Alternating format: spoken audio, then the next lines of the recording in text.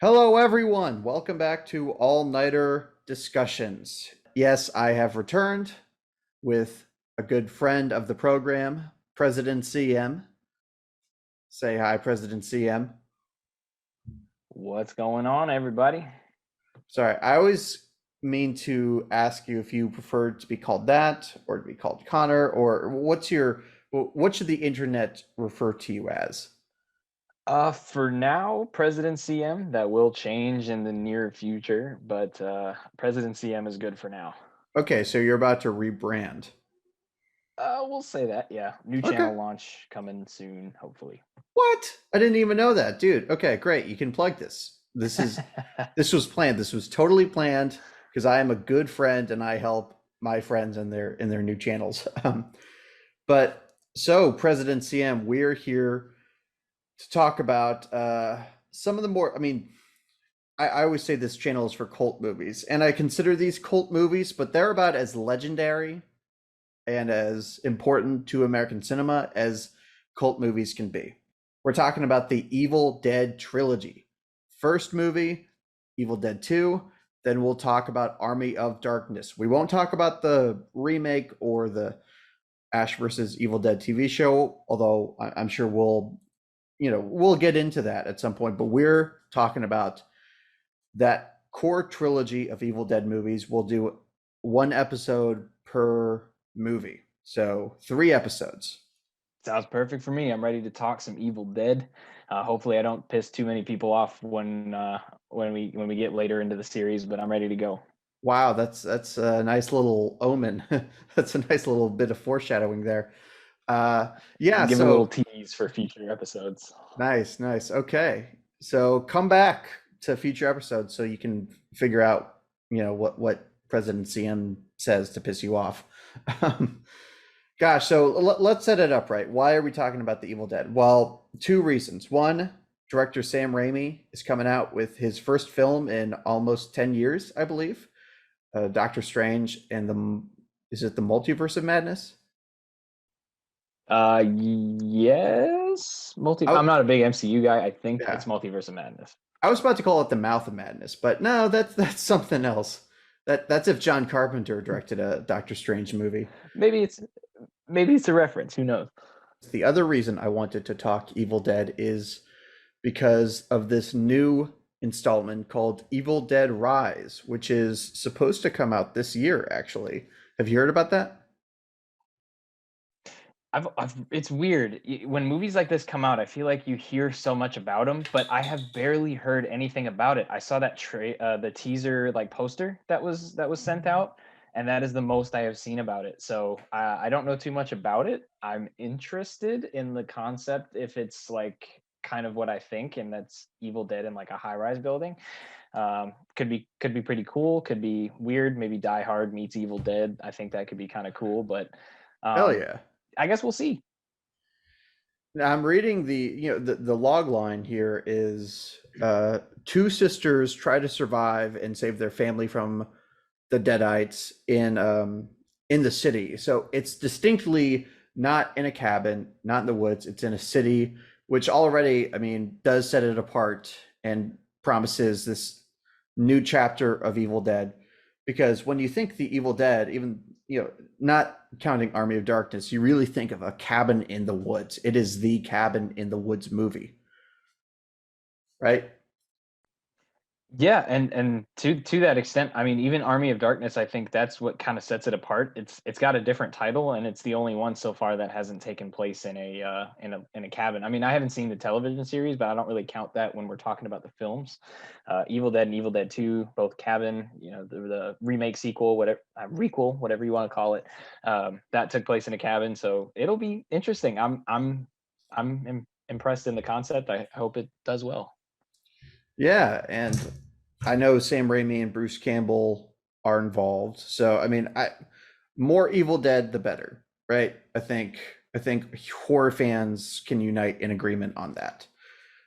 Because the first Evil Dead is a landmark movie in so many ways. I mean, we always talk about how Halloween was a complete game changer, and it's a beautiful story. This talented guy with a really small budget, went out there, made a horror movie that he just was hoping would be successful, help his career, and then hey, turns out he made one of the most famous films of all time, and that's what happened with Sam Raimi. Except more it's even more of an underdog story, because do you know how old he was when he made the first Evil Dead?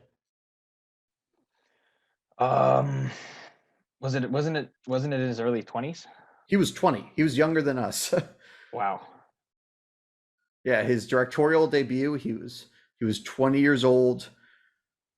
Uh, he had been directing, Super 8 movies with his friends, including, of course, Bruce Campbell.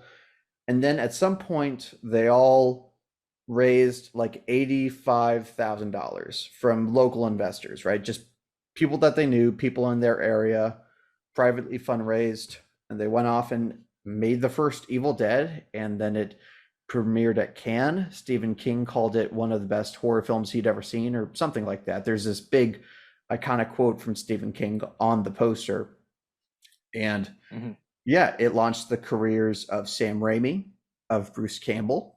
Uh, I think it changed the landscape of like indie filmmaking, micro budget filmmaking. Just it really changed, I think, people's idea of what was possible on that budget. So there's so much to get into. And in a way, I almost feel like the production history for me really eclipses the film itself in terms of what I love discussing. Because, you know, I'll say it right here and right now. I like this first movie. I think the series gets better. I think Sam Raimi got better as a director, and you would hope so because he was only 20. So I'm of the camp actually that I really appreciate the Evil Dead for launching all of this. And while I enjoy it, that's not the first thing I watch if I'm in the mood for a Sam Raimi movie or an Evil Dead movie. So what are your thoughts on that? So if I'm ranking the Evil Dead franchise, I'm not going to get into the full, bit there. I actually my favorite actually doesn't have to do with Sam Raimi. I actually prefer the requel that came out. I think it's one of my favorite horror movies ever. Truthfully, I really love watching it. I think it's awesome. But going back to the original series, I think what's so special about it, and the production is just extremely special. Just the stories that come from the movie, and the ramifications that it would have in years to come for filmmakers and inspiring people like us, and even Adam, like somebody like Adam Marcus, who what say what you want about his film, Jason Goes to Jason Goes Hell, to but Hell. Yep. he was only 23 when he made that movie. So it just kind of shows you, like, the power that a film like this can have at such a small budget. And I think one of the things that's special about it too is that all the films kind of stand on their own. You can kind of watch them by themselves and understand that each of them are separate from each other, and kind of do, while they connect in story, they don't fully connect in tone and overall feel to the movies. I think maybe 1 and 2 are a little closer than Army of Darkness, but the original film to me is just iconic in a lot of ways. I think in a lot of ways it's very similar to Texas Chainsaw Massacre in how Mm-hmm. it kind of launched the career of the director in a way, but also just had so many had such a lasting impact in so many ways, and did so many things in its genre, and tied in comedy a lot, and we'll, I'm sure, get into that. But yeah, it's a very special film. While it's not at the top, it's certainly number two behind the requel for me, and just a very, very special movie. That's interesting. We'll find time to talk about the requel because I have some thoughts too. And while I don't, it's not my favorite of this franchise. I think it has a really interesting place in this whole kind of reboot remake landscape we're in right now. But yeah, going back to this original movie, I didn't disagree with anything. I think it's a special movie. It's an iconic movie. It's I mean, here's my journey with Sam Raimi, right? Most people, I think, actually got into him through these Evil Dead movies. But I got into him through Spider-Man. I was only a couple years old when that first movie came out, and it changed my life. And then I saw Darkman a few years later, and that changed my life again. I was like, holy shit, the same guy made both of these? Like, what the fuck? This guy must be, he must be the most brilliant filmmaker to ever grace the planet. And then kind of years and years later, I'm like, oh, what are these Evil Dead movies that people are talking about? I guess that's what made him famous. Okay, I'll check these out at some point.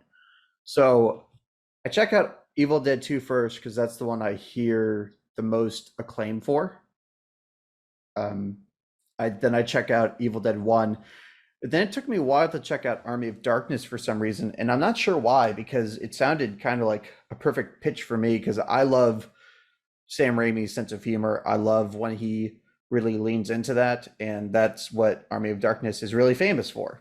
Is how he really like just embraced the comedy almost more than the other genre elements there. So I just kind of come in late to the game with Evil Dead. So that's probably where I see it a little differently than some other fans. And I'll be straight up, I think Darkman is still better than all of these Evil Dead movies. That's the hill I'll die on. That's my hot take. Um, please go watch Darkman, y'all. Please. Liam Neeson said he's interested in doing a sequel. So let's keep the hope alive. Have you seen Darkman? It's been a long time, so I don't have any memory of it. I know I have sat down and watched it, but now that you just gave that glowing review, I'm gonna need to sit down and watch it again. Yes, please do, please. Because what Darkman is, it's a bridge between the Evil Dead trilogy and the Spider-Man trilogy, really. Uh, I mean, it sounds extremely interesting, and I noticed a lot of talk about it, just kind of like through the years of talking movies with people, but it was always so small that I really didn't have anything to go off of with it, and I was like, it gets a little talk here and there. Maybe I don't need to rewatch it or anything. I don't remember much of it, so we'll see. But now that you gave it that review, I'm like genuinely interested in seeing it. yeah, yeah, good. Well, good night, everybody. That's the only thing I was gonna do is get President CM to check out Darkman. No, no.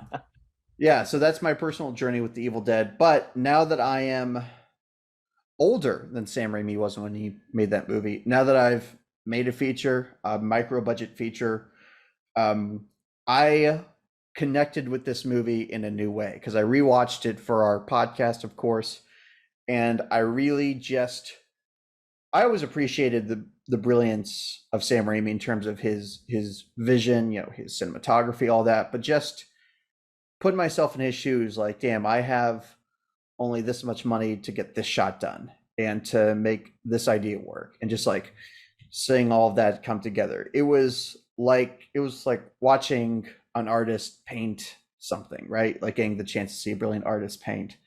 Um, Let me ask you, so you've seen this movie a lot of times. Has your kind of journey changed with it over those rewatches, or has it kind of remained stable, or what's your journey with the Evil Dead?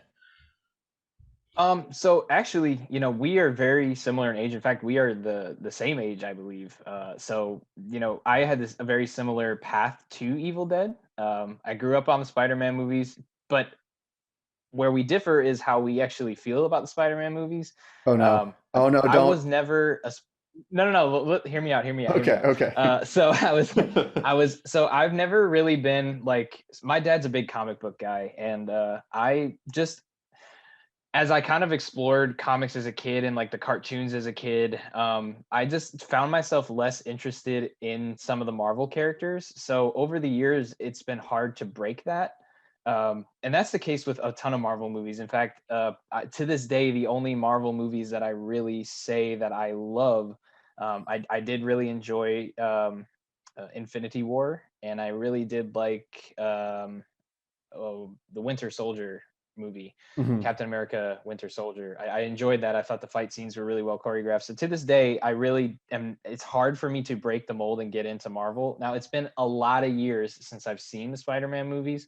The first one was by far my favorite, but it was solely due to the Macho Man Randy Savage. So I can't really say anything past that. I love Bonesaw. Oh yeah, I got you for, what is it? If I got you for 5 minutes or 3 minutes, whatever he says. But You're I love it. going nowhere. So Yeah, yeah, absolutely. you're going nowhere. I love me some Bonesaw.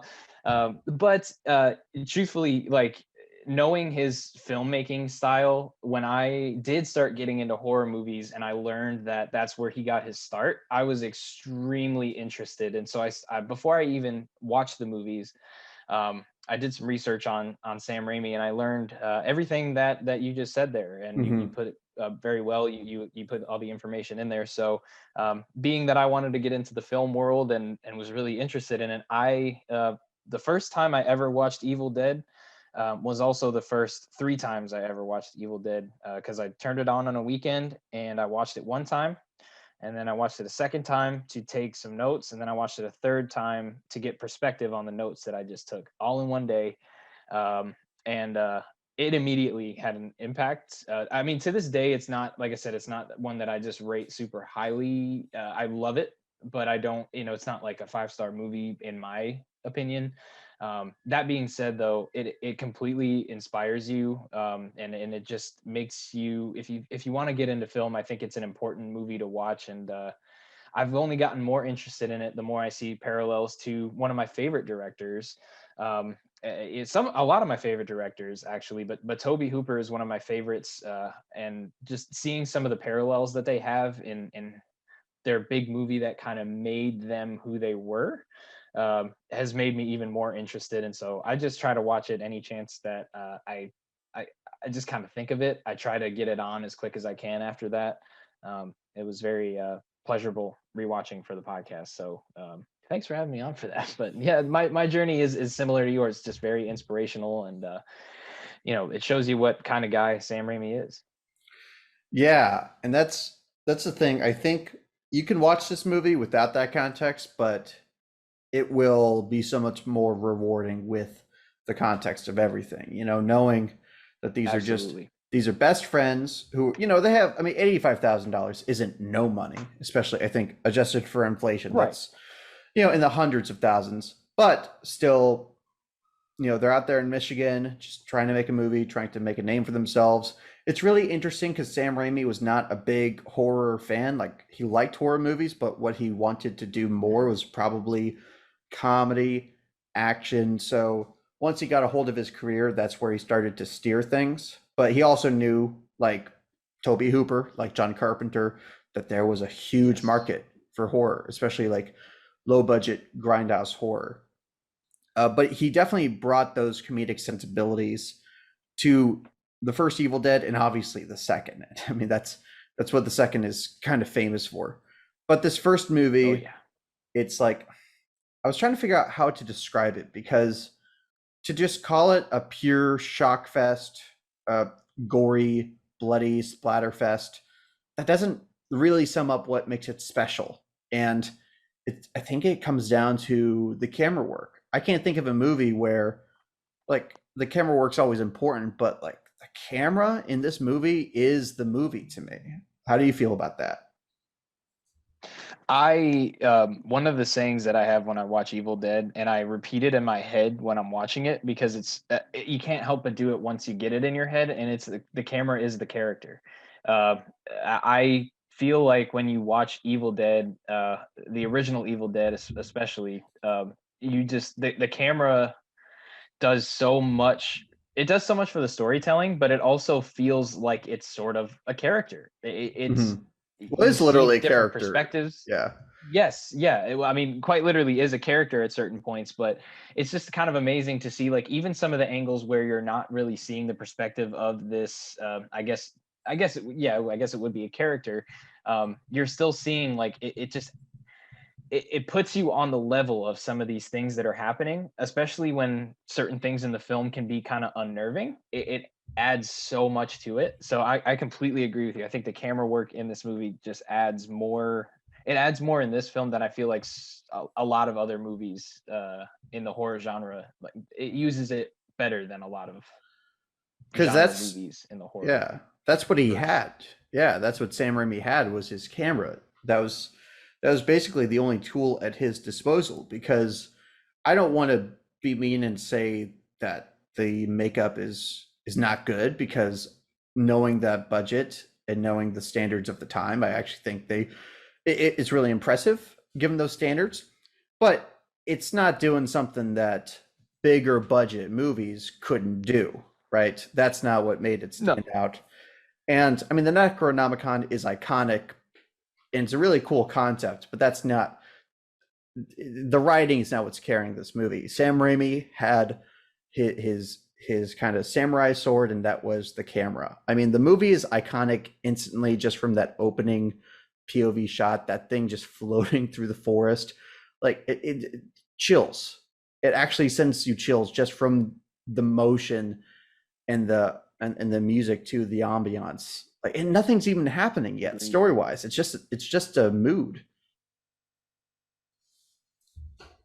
And, Absolutely agree. Yeah, it gives you this feeling of just, and it gives you a feeling like it's supposed to, where you don't really know what's going on, but you kind of feel like it's not good, and you kind of feel like, oh, like, is it already getting into this? Like, what's going on? Am I? Oh my God, what's going on? So, like, I think I completely agree. It kicks it off in the best way. yeah, and it made me think of John Carpenter and Halloween, like the opening scene of Halloween in that way, right? Because the famous POV and um, there's a really interesting distinction though between these two men creatively. That John Carpenter, Hmm. he is so controlled, like his camera glides so smoothly, and he looked after people like Alfred Hitchcock, uh, Hmm. men who just like did had to have complete control over their cinematography. But Sam Raimi's influences were there were people like the Three Stooges, right? And comedy is chaos, and I think he embraced chaos. Oh yeah, I mean, and the only thing that I can really even compare it to from the time, I don't know how familiar you are with this movie. I mean, you've probably seen it, but I don't know how many times you've seen it. But there's quite a few scenes in Monty Python and the Holy Grail where Yeah, it's got that like on the ground. Like when I'm talking, I don't know if you remember certain battle scenes, but they had a few, or even just like moving scenes where it was just like camera on the ground and it was all like shaky and in your face and like disorienting, and every time I watch it, that's what I think of. I'm like, wow, these are the only two movies of the time that I can think of that really did camera work like this, that weren't documentaries, and even those, I mean, most of the time were just static shots. So yeah, I mean, there's definitely a distinction to be made, even though they are so similar in the ways that they kind of set up these iconic camera movements. They're mm, just so different. I mean, like you said, Carpenter is very clean and controlled, and it feels like Raimi's very chaotic. He embraces the shakiness and the inconsistencies that you'd see just like if you were walking around, basically. yeah, yeah. I hear a lot of people complaining about the continuity of these movies, both in the individual movies and throughout the series. And I'm like, that's not the point. That's really not the point, y'all. Like, if it makes you feel clever for pointing out that the blood pattern is different on Ash's shot from one to the next, okay, good for you. That's that's not the name of the game. Okay, the name of the game is to Yes. create a nightmare, a linear nightmare that does nothing but build and build and build. And usually, it's kind of a bad thing when a movie just has that straight line, not an arc. But for this movie, the mission is just to create an experience. And it's kind of like this might sound derogatory, but I really don't mean it derogatory. It's like some kind of a ride, some kind of like a carnival ride, or you're going through a haunted house, right? No, I'm with you.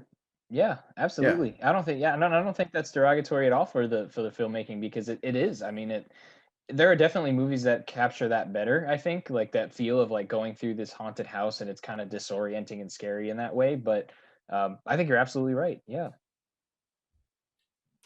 Yeah. I don't think Sam Raimi would take that derogatory. In fact, I think he has called himself like a showman or an entertainer. Uh, like he's one of the least pretentious filmmakers I can think of. Even though I think he's made a lot of movies that resonate very deeply. Like I think the Spider-Man 2 moves me every time. The moment when Peter says to Doc Ock, "Oh, sometimes we have to let go of our dreams to do what's right," and then Doc Ock sacrifices himself. All right, that's moving. Don't you tell me it's not. Yeah. Yeah, you Tom Holland No, fans. I won't dare. Yeah. Oh my God. Yeah. Yeah. Shout out to all the Tom Holland fans that hate on the original movies, even though they loved it when Tobey Maguire showed up in the newest one. You fools! I'm just I saw kidding. y'all clapping. I saw it. I'm starting shit that I don't want to start. So my bad. But hey, I said that I hated Andrew Garfield's Spider-Man for a long time, but did I clap when he showed up? Hell yeah, I did. No, don't worry. I so yeah, I'll just leave it at Yeah.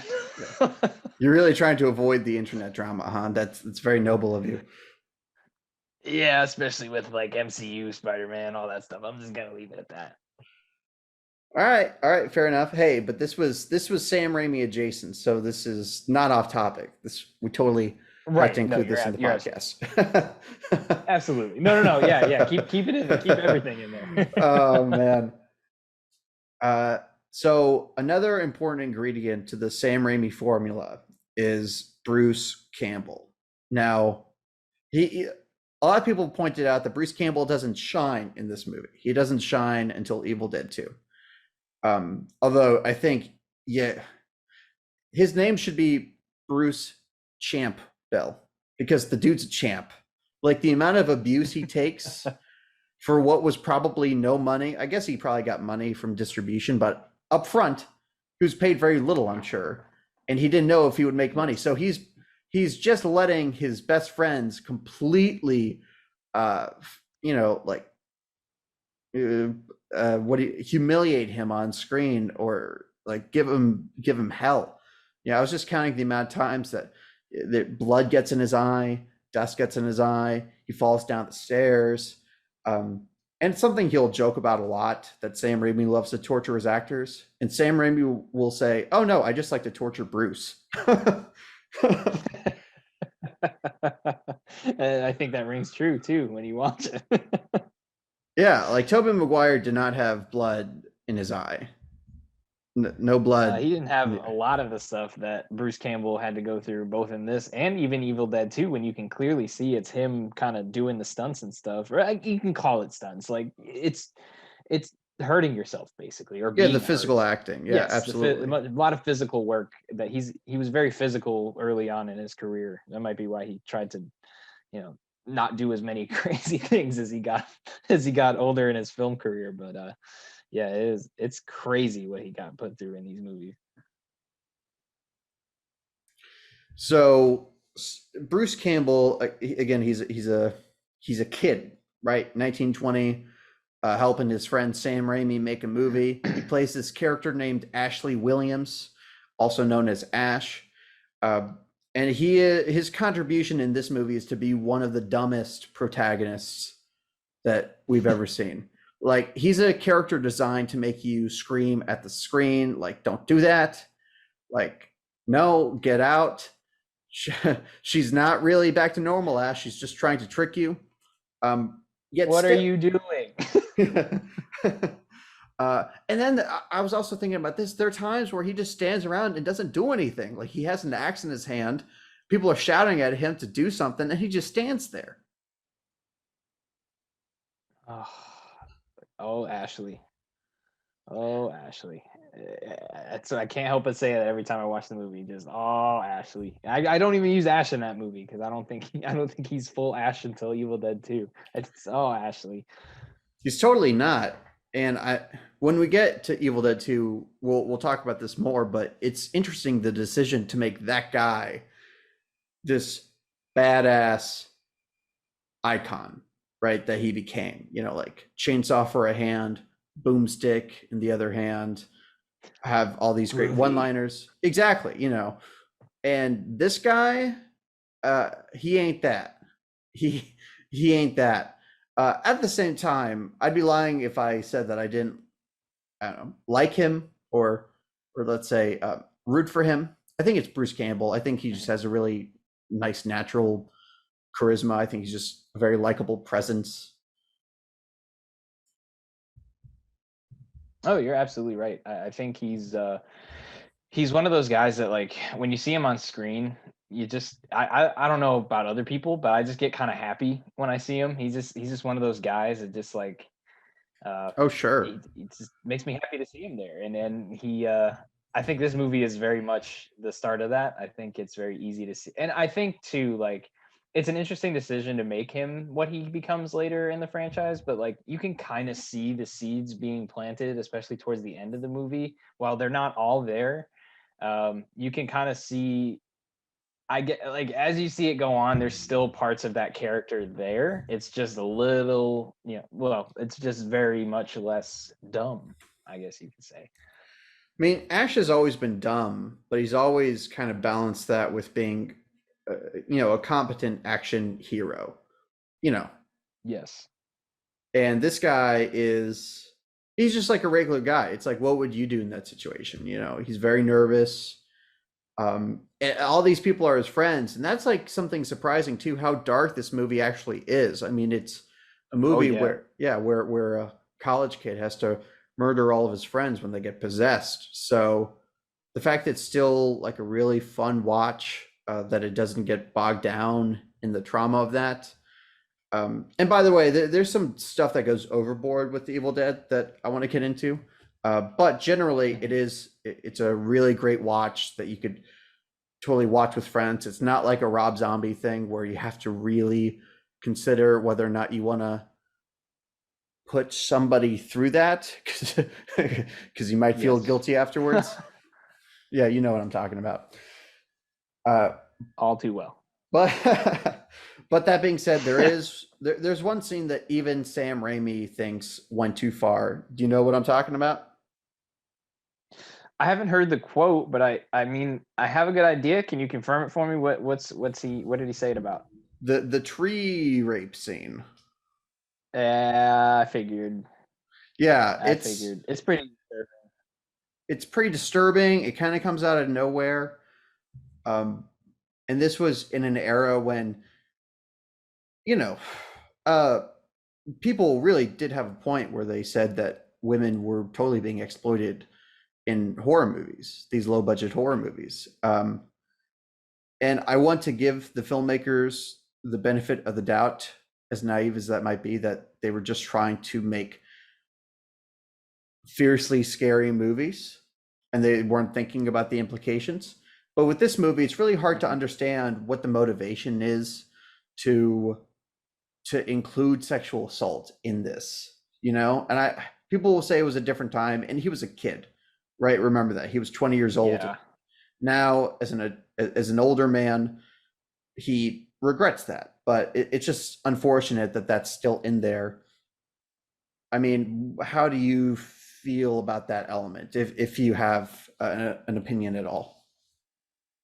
So I think topics like that can get really murky, especially when you look at that time period, and it was starting to sort of dim down around that time, but it was still very, very prevalent.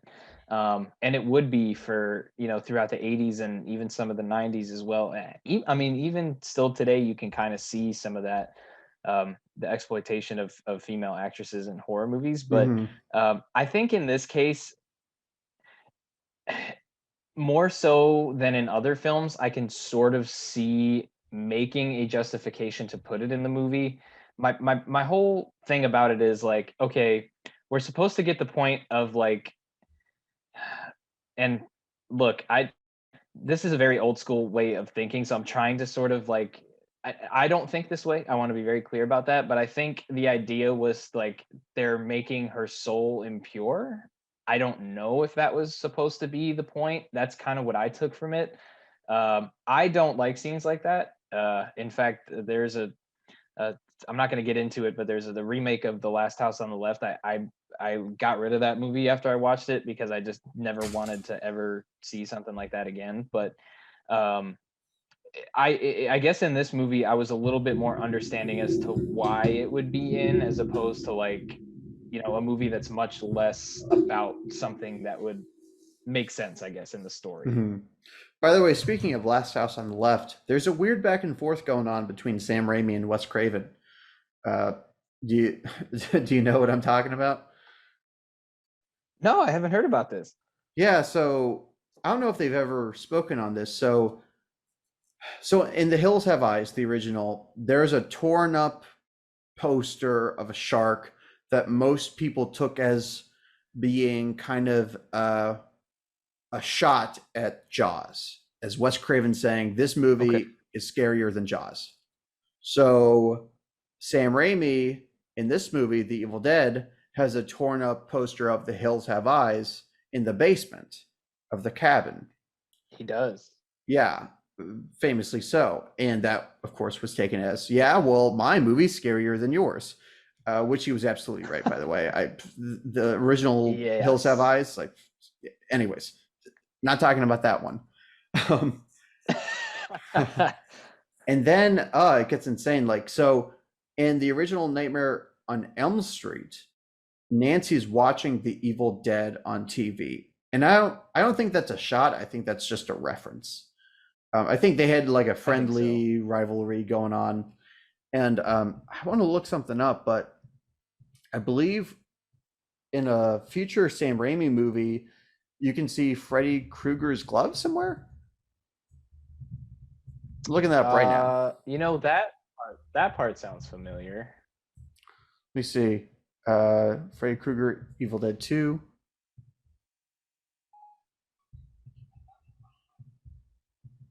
Yeah, yeah. So you can see Freddy Krueger's glove in Evil Dead 2.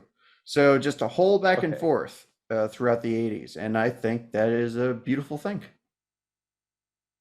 Oh yeah, I mean, anytime you get interaction between directors or they're kind of acknowledging each other's work in a way is just super cool. I love when people do that or make nods, and when that nod is returned, it's like it makes it all the better. Yeah, I love the idea of these horror directors as being a community of people, like a real like supportive community that they're all keeping tabs and that they're all acknowledging and showing respect. That's really cool. And then, of course, Agreed. famously, you brought up Adam Marcus earlier. So Adam Marcus, of course, referenced the Evil Dead by having the Necronomicon and Jason Goes to Hell. Yes. Which I love. I love that it's in there. I mean, there's a lot of things about that movie that are kind of iffy for a lot of people. I'm not going to say if myself included or not publicly, but I will certainly say that I do. I loved that reference. Yeah, that was a great reference. Um, it was super fun because it totally makes sense. Jason is a Deadite. Like, what makes more sense than that at this point? Yeah, Yeah. especially with the way that the story went in that movie. I mean, like it just makes sense.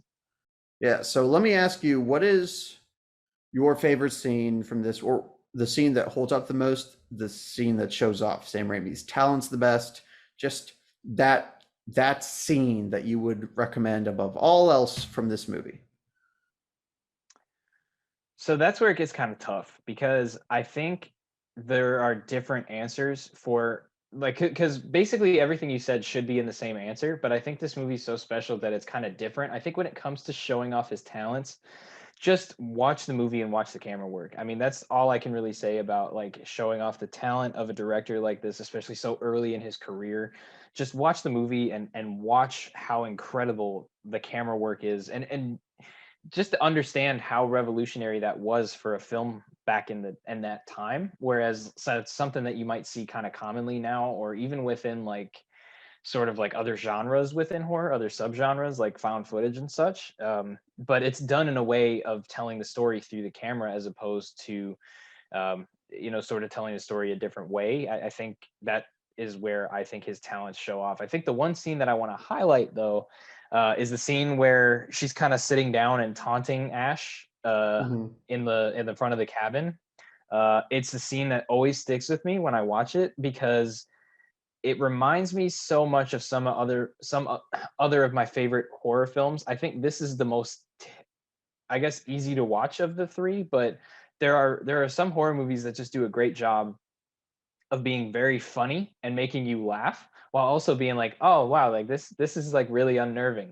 I'm laughing, but I'm also like that laugh is because it's funny, but it's also because it's kind of uncomfortable.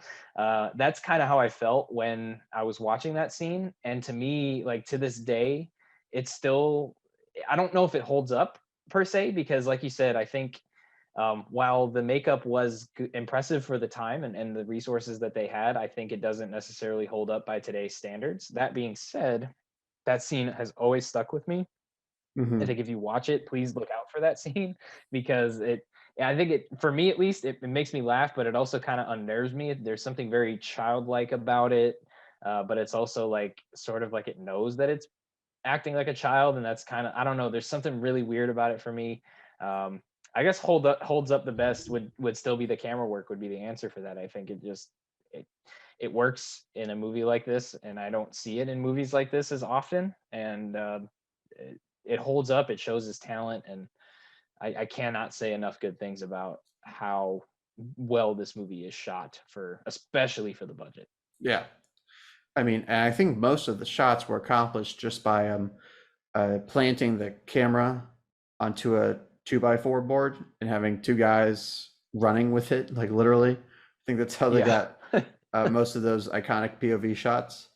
Uh, that that's a really actually a great moment that you highlighted, and it's one of those scenes that actually does really unnerve you, unsettle you. I feel like, and I talked about this movie feeling like a thrill ride, a carnival, but that moment is it kind Mhm. of takes a step back from all of that, and I feel like there is something much more psychological going on there. Yeah. Yeah. And I feel like the remake really tapped into that. I feel like the remake looked at that moment and decided this will be the tone for the whole movie, uh, Hmm. which I thought I was, know. I yeah. completely. Yeah, sorry, go ahead. No, no, no. I was just gonna say, like, I completely agree. I think they saw that and they thought, if we modernize this movie, we have to put something like this in there because not only is it going to be a trailer moment, which I think is something that factors into a lot of filmmaking nowadays, but it's also going to be something that's really going to stick with the audience when they leave the movie. Because I think that's what happened with the director of Evil Dead, Fede Alvarez. I think that, I don't know if that's a quote for sure, but that'd be my guess if he had a hand in the writing. And um, very I like that they had kind of had that same kind of uh I guess kind of parallel because it is sort of like a sequel, but it's also kind of a reboot. So but yeah, I think you made a great point, and I'm wondering what you would say for the same question that you asked of you know, what scene you think kind of highlights all of that. Yeah. Yeah. Gosh, at some point we'll talk more about the remake, but for right now, I'll highlight my personal choice, and that's the big stop motion sequence at the end. I think Okay. there, yeah. I don't know, maybe I'm alone in that. I think there's something so gleeful in the execution of that scene. Like it's so horrific, but so um there's so much glee from Sam Raimi and the team that are putting that scene together. And Bruce Campbell's reactions, like just the level of exhaustion and disbelief that he's being put through. And then there's some very like kind of old school charm about it. Felt like Sam Raimi was paying homage to the films of his childhood that had all these stop motion sequences. It felt like a very loving, kind of very affectionately done scene, even though, I mean, it's really gross when you take a step back from it, but Yeah. yeah, it captures that it factor of the Evil Dead for me. That charm that could only be done by a filmmaker like Sam Raimi, because there's there's not just horror, there's not even just comedy. There's this zone he found in between, and he decided I'm going to work in that zone and inhabit that zone as long as I can, you know, up through his Evil Dead movies to, you know, some pockets of the Spider-Man movies where he was allowed to show that personality.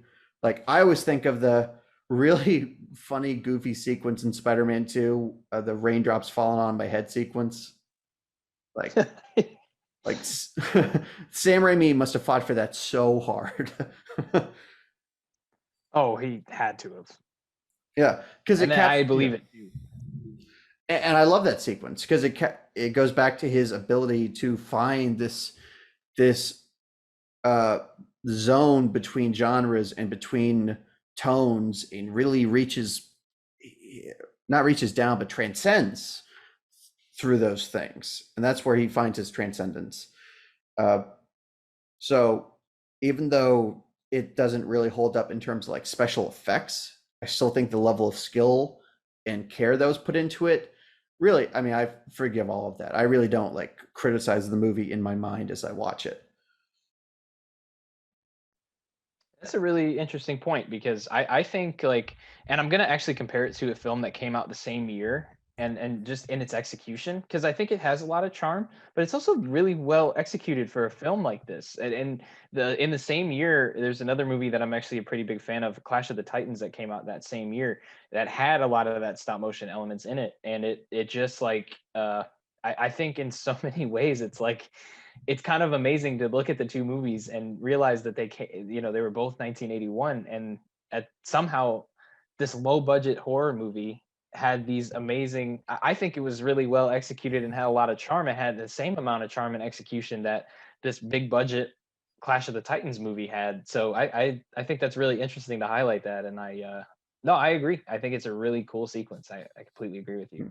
It's also great that he actually built up to that. Like he was so good at pacing, and he knew how audiences work. Like don't burn out and don't reveal your hand too quick. Like the whole Yes. movie's building up, and in a way it's kind of building up to that whole sequence. And then of course you have your little spoiler warning, by the way, for this iconic movie that I think everybody's seen. But it has, Hopefully. yeah, hopefully. I mean, please go out and watch it if you haven't, please. Yes. Um, but then, of course, much like the original Friday the 13th, you think the evil has been conquered. Ash goes out. They're even playing this kind of cheesy music, man. It's like it's like I don't even know if Sam Raimi's trying to trick you. I think he is in on the joke. He's in on the joke with you. Yes. Yeah, I think a word. I agree. Yeah, a word that I should have used before is mischievous. There's something very mischievous about his entire style. Like I feel like he's always I laughing. completely. Yeah. It's sort of I feel like there's a few directors that kind of do that, at least with some movies. I feel like there's certain directors that just have a movie like that, but it feels like Sam Raimi is like that's sort of like the point of his, of his films sometimes, is just to kind of be in on some of the jokes of like, I'm not taking this seriously. I don't expect you to take it seriously, but at the same time, like this is how I'm creating my art. So it is as serious in a sense, but it isn't in the same way. It's kind of amazing how you can balance that. Yeah, because it's if I got the sense that he didn't care or like he thought he was too good for the stuff he was making, that would be charmless, and Yes. he wouldn't be the huge name that he is. It's he's just having a good time. He's like living out his dream. He's himself. He's eternally himself. That's one thing. Maybe aside from that Wizard of Oz movie, I've never seen him not be himself, even inside these big budget studio productions. Like look at the Spider-Man movies. Like his fingerprints are all over those movies. Oh yeah. There's a lot of Raimi in there. And it's not just because Ted's also in those movies. It's because Ted there's and Bruce just a lot Campbell. of Raimi all over that. Yeah. Yes, yes. There's a lot of his style, there's a lot of his substance, and there's a lot of him. And I think that's something that's really great when a director can bring that, and it's enjoyable. Like and I know that's subjective, but I think it's great when a director has a style and it's not ruined by especially when they have sort of movies that are all over the place when it comes to budget. Like even to this day, you can see some of his fingerprints in some of the movies that he has produced.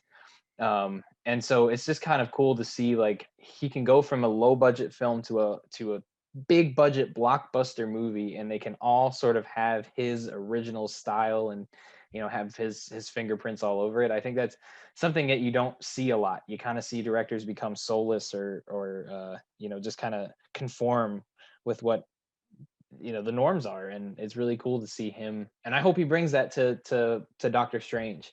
I hope we see that when we watch that movie. I hope it's not too uniform, and we really see Yeah. him shine.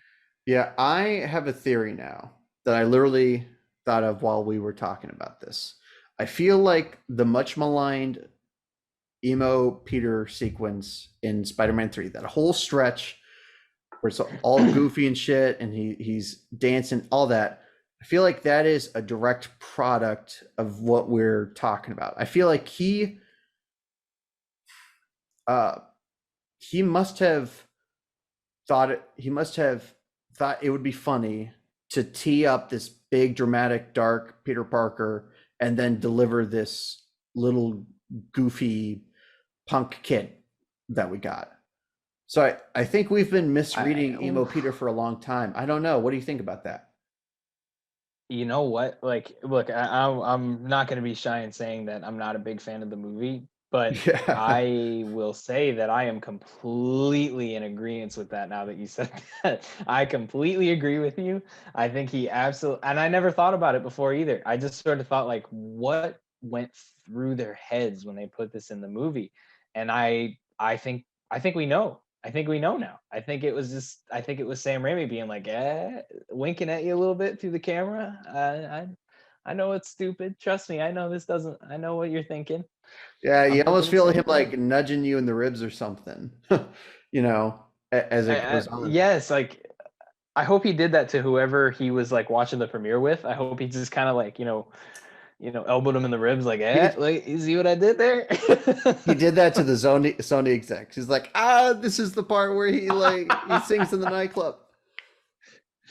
Oh my god. I hope to God he watched this with the Sony execs and was like, did you guys see it? And they were just like, oh, it's gonna make a ton of money. We don't really care. Whatever. And it did make a We ton don't of money. understand you. But Yeah. yes, it did make a ton of money. So Oh my God. Now the sad thing is, I really think he could have just done a great black suit Spider-Man story. I thought he could. The guy who did Darkman would be, and you'll. I mean, I don't know how much you remember of Darkman, but if you rewatch it, I think you will see this guy could have done that so beautifully. Um, but he was just having too much fun, man. He was like a kid in a candy store, and he had too much candy, basically. yeah, and it makes you wonder too, like, I feel like what directors like that, even though they're not pretentious, I feel like when studios get too involved, sometimes they just kind of throw something in there in the areas that they know they'll have control, and it'll just kind of be like a joke or a wink or a nod. I mean, like I know quite a few you know directors over the years have said, like, the studio got involved with so many of the parts that I didn't want them to, that the parts that I had control over, I just went crazy with. And it leads to sometimes like tonal differences in movies. But now that you said that about this one, like I could, whether that's the case or not, whether he put it in there because studio execs were getting too involved in the filmmaking, or whether he just wanted to have the full freedom that he wanted to make. I don't know, but I feel like I will see the same thing when I watch Darkman. Based on what you're saying, we don't think exactly alike when we talk about movies, but like there are some topics that I think we're very similar on. So I anticipate feeling the same way. And it's kind of disappointing in some ways, but that he could have pulled that off. But I don't think changing a director's vision is going to fix anything. Honestly, I think if that's the vision that they had, that's what I want to see. So if that's his vision, that's what I want to see. Yeah, I would love to sit down and record a whole episode about what happened with Spider-Man 3, because the story of that production is so heartbreaking to me. Both, the actual production, how the studio interfered, all that, and then what happened after with the canceling of Spider-Man 4. Um, I get the impression that Sam Raimi is still very sad about how that all went down, and I'm sure emo Peter's not as funny to him now as it might have been back then. Uh, but he got to be completely sort of, what's the word, validated maybe, but he got to see his legacy validated with Tobey Maguire coming back in No Way Home. And let me just say, I see a lot of people complaining about that being pandering, like nostalgia baiting. I don't care. Just look, the world is on fire right now. Let us have Tobey Maguire in a Spider-Man movie. We'll let people have that. No, I cannot agree with you more. In fact, I've heard rumors that this is going to lead to like a Marvel multiverse of movies, and that they may do a Spider-Man 4. So if that's going to happen, then that would be really interesting. But I think that's a good point, and it's good that Sam Raimi got that kind of validation. And when you look at a movie like Evil Dead 2, like for not Evil Dead 2, I mean Evil Dead also. When you also look at a movie like Evil Dead, it's nice to also see some validation over the years with a movie like that. And I don't know, is he's not directing Evil Dead Rises, right? He's producing it. Yeah, he's not directing. So I think it's really kind of cool for him to be kind of validated in that sense too, because like there's a lot of hype surrounding this movie. And I don't know how much of that he pays attention to, but like I haven't seen almost anything about it besides a poster. I've seen just the poster until you read the plot, the synopsis of the movie here. I did not know it. So the fact that that there's so much hype around this movie that really, I mean, it hasn't, to my knowledge, it hasn't had a trailer, has it? I At the haven't time of looked. this recording? Yeah, I haven't looked into it too much. I did not see a trailer in my search. Um, I, the funny thing is, a lot of times, things really slip under my radar when it comes to publicity. Like, I don't see trailers as much. I think because I have become very skeptical of trailers and marketing in general. Now I'm like, it's more about, I can agree with that. yeah, like who's attached. Does anybody I respect vouch for it? That sort of thing. So if there is a trailer, I've not seen it. Okay. I mean, either way, whether there is or there isn't, I mean, from what I understand, most people don't know that there is a trailer, and if there is one. So with that said, like I've heard hype since this movie, since just the title was announced. And this is at a time too where I'm not in any, I wasn't in any of the horror groups that I used to belong to, and I wasn't in a lot of the places where I would interact a lot with the horror community as I used to, and I was already hearing hype for it. And so it's really cool to see, not only is he getting validated for something as big as Spider-Man, where it didn't really go his way towards the end, but a lot of people really still love it and are still behind it. To this day, it's a lot of people's favorite superhero movies. So it's really cool to see him validated for that. But looking back at a film as influential as Evil Dead, I mean, for people to still be interested in it, and with that big of a gap in content, when you look at like when Army of Darkness came out, and then like when they started to do talks about a remake, I mean, that's a big chunk of time. So the fact that people are still excited about it and people still want to see these characters that he created, I mean, it just means it helps mean more when they release, more installments. No matter the quality, it seems like people just want to see more of what he made. And I hope he sees that. I really do. I really hope a guy like him, who's not super pretentious and he's never been known to be called out for being a terrible person, and I hope he sees the influence that he's had from a movie that he just made with his buddies. Yeah, I mean, it must have dawned on him at some point that this cheap movie he made with his friends has launched a global franchise that has spanned more than our lifetimes. It's only gotten stronger, if anything. I mean, there were the three movies, and then there were some video games in the early 2000s. I think that kind of Mhm. helped put it back in the zeitgeist, and then a requel, whatever you want to call it, that did very Yeah. well. And now they brought back Bruce Campbell for a 3-season television television show on Stars that was like a big success, like a huge success, both for Yes. fans and just commercially. So, and now there's a new movie coming out. I mean, and usually when you're in this situation that this independent horror film launches this big franchise, usually not a thing you celebrate. You think of like Halloween or those situations where it's like all these sequels came out. They were they were cash grabs that kind of stained the legacy. That's the opposite with Evil Dead. Like it seems like a genuine.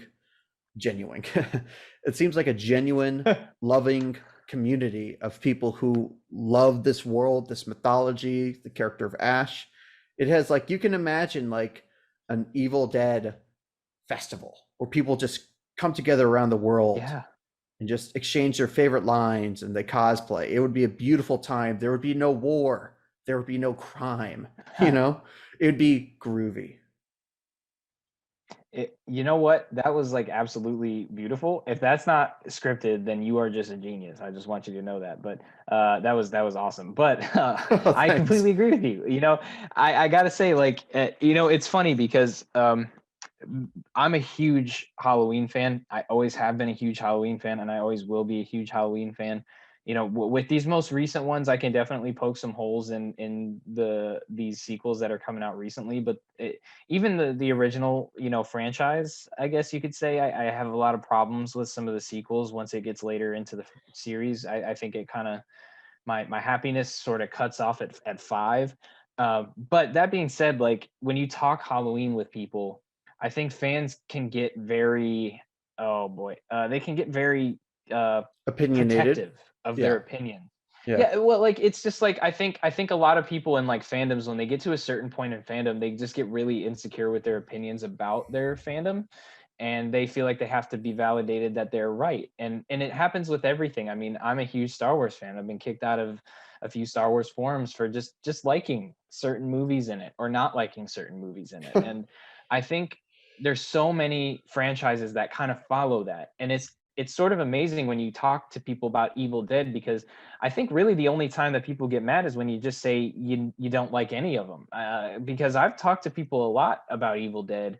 At least the original and the requel are two that I talk at lengths with people about at times. And it's amazing that you can have these differing opinions within the Evil Dead fandom. And it's not, at least in my experience, I don't know what it's like for people who are more in depth with it. I don't know if there are forums for the Evil Dead franchise that, maybe I don't know about, that it gets real, brony in there, like the Mm. My Little, if you've heard all the horror stories of the My Little Pony boys or whatever they call themselves now. It's kind of terrifying to have a fandom that just kind of cults, and forms this cult that goes after people. But it's sort of amazing to see Evil Dead go this route of like, these fans are so, they just love it and they want more of it, and every bit of more that they've gotten has been great. um for them, and especially with like releases of, like you said, games, the television show. It's amazing to see they're just so grateful. They just want more of Evil Dead, and it warms my heart to see that a guy so lighthearted as Sam Raimi can make something that, to this day, in my opinion, has been one of the better fandoms that I've been in horror. I'm not really in it, but the experience that I've had has just been amazing. And uh, it couldn't have happened to a better guy that pushed it as well as he did. Yeah. And that's beautiful because we are going to be talking about the next two films that cemented the legacy of Evil Dead, that would kind of blossom into something that I really don't think any of those guys could have foreseen. Sam Raimi and Bruce Campbell. I mean, it's and there's still more to come, right? I don't Yes. think the Evil Dead train is slowing down anytime soon. Whew. Okay, this has been a whole lot of fun talking about this first Evil Dead. Wow, Oh and yeah. and hey, we're about to talk about Evil Dead 2, so imagine imagine how much fun that'll be. This one's gonna be fun. When we get to Evil Dead 2, it's gonna be fun. I hope everybody enjoys the episode that we've just had here. But I think the Evil Dead 2 one's gonna be very fun to talk about. And it's only gonna get more fun, I think, as we go. So I'm excited. Yeah, so guys, if you liked our discussion here, stay tuned because we will be talking Evil Dead 2 very soon. In the meantime, you can stay updated by following us on all the big podcast platforms like Spotify, Apple Podcast. Subscribe to my YouTube channel, All Nighter Productions, and follow me on social media at Gabe Tice. But until then, please all give a warm round of applause to President CM. I mean, you can only hear me applauding, but I'm sure everybody else is joining in. But no, seriously, Thank thanks so much you. for joining. Yeah, no, thanks so much for joining for another really fun conversation about a movie that, yeah, I've been meaning to talk about on this channel. Obviously, it's so legendary, and this is the best way to talk about it. It's with a fellow fan, fellow horror fan. Yeah, thank you for having me. I told you, privately many times that I will come on this show, come hell or high water, anytime you need me here or want me here. I have a great time every time we're here, and I hope everybody enjoys listening to it. So, Evil Dead was the perfect choice to talk about on a podcast like this, and I appreciate that you got me to be a part of it. Absolutely. And I can't wait for future discussions. But until then, y'all, like if you want, subscribe if you want, and stay tuned for future episodes. This is your host, Gabe Tice, signing out. Are you ready to meet the one? Don't let business meetings and busy schedules stop you. Let It's Just Lunch in Houston be your dating concierge. From match selection to restaurant reservations, the professional matchmakers at It's Just Lunch use intuition, experience, and a private 6-step process to guarantee that you'll go on dates. Visit itsjustlunchhouston.com or call 713-572-0